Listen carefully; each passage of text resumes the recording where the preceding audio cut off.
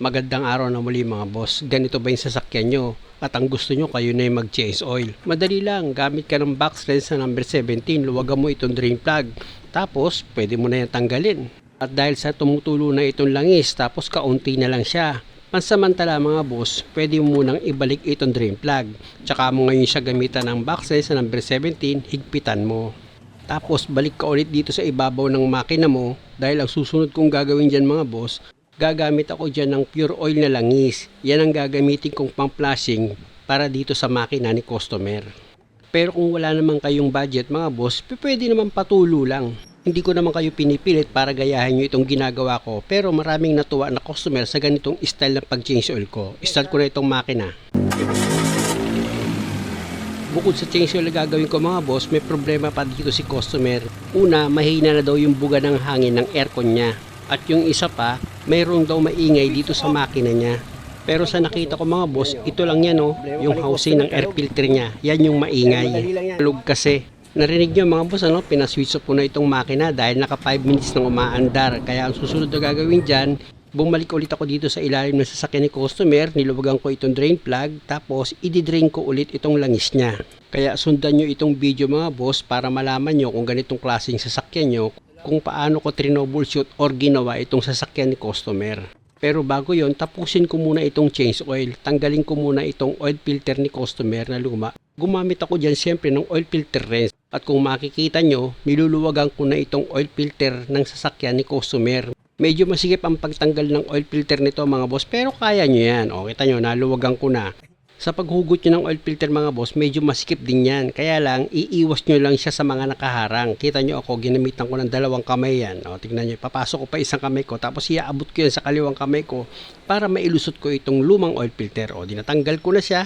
At syempre naman, pupunasan ko itong base ng pagkakabitan ko ng bagong oil filter. At pag okay na, ito na yung bagong oil filter. Pinahiran ko yung o-ring yan ng langis para pag hinigpitan ko itong oil filter, hindi naman pumilipit yung o-ring yan at hindi siya magkaroon ng leak. Dahil nga sa naipakapit ko na itong bagong oil filter sa thread niya, hihigpitan ko na yan mga boss. Medyo gagamitan ko siya ng kaunting pwersa kasi alanganin ako sa paghigpit. Ayan mga boss, kita nyo.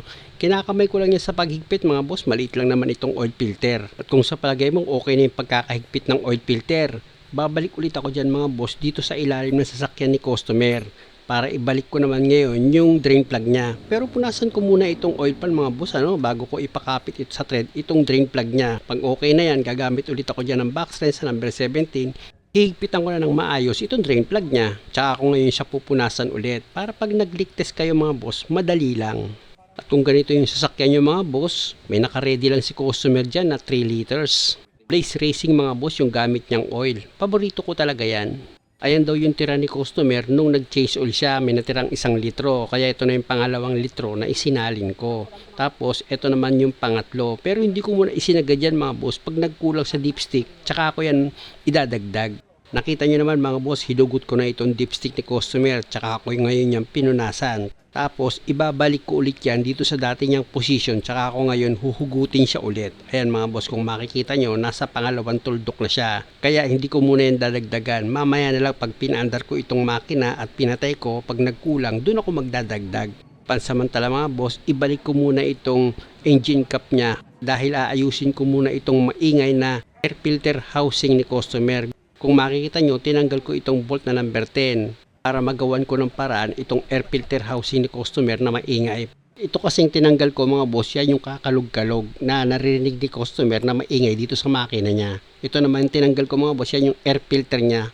Pinapapalitan na rin sa akin ni customer, nakita niyo naman marumi na talaga.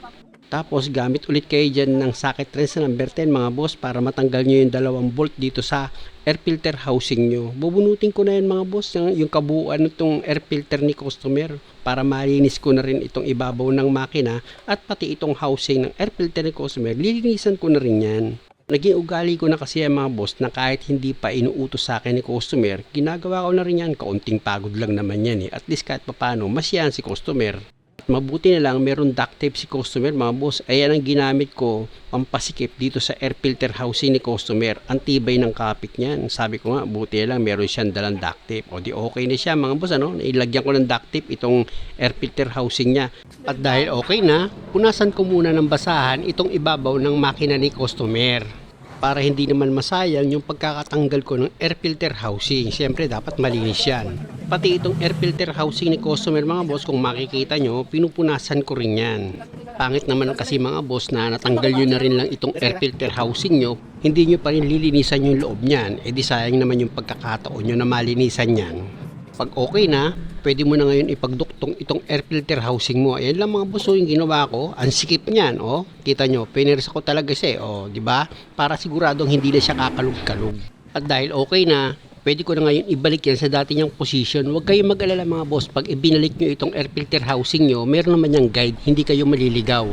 Basta't siguraduhin nyo lang na pag ibinalik nyo yung 3 bolt niyan, unang-una dapat na isentro nyo siya ng maayos at na ipakapit nyo muna siya sa thread niya bago nyo i-final yung higpit. Lalo na dito sa likuran mga boss, nakita nyo yung kinakapa ko sa likuran ng air filter housing. Yan, siguraduhin nyo na ipakapit nyo ng maayos yung bolt dyan, tsaka nyo siya higpitan. At pag okay na, nakita nyo itong bolt mga boss, ano, nilagyan ko ng interior yan, pero yung pabilog tsaka ako binutasan sa gitna. Ayun ang ginawa kong washer para hindi nagagalaw-galaw itong air filter housing niya. After ko mahigpitan yung bolt mga boss, tingnan nyo, chinek ko, wala na siyang kalog, o diba? Okay na siya. Abangan nyo sa part 2 mga boss, doon naman tayo sa mahinang buga ng hangin ng aircon ni customer. Salamat!